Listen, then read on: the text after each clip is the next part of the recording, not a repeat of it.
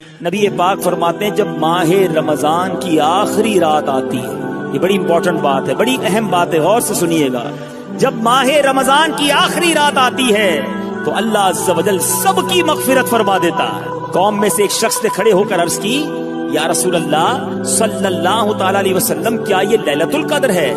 ارشاد فرمایا نہیں، کیا تم نہیں دیکھتے کہ مزدور جب اپنے کاموں سے فارغ ہو جاتے ہیں تو انہیں اجرت دے دی جاتی ہے. مزدوری ملنے کی رات، انعام ملنے کی رات ہوتی ہے جو کہ رمضان کی آخری رات ہوتی ہے.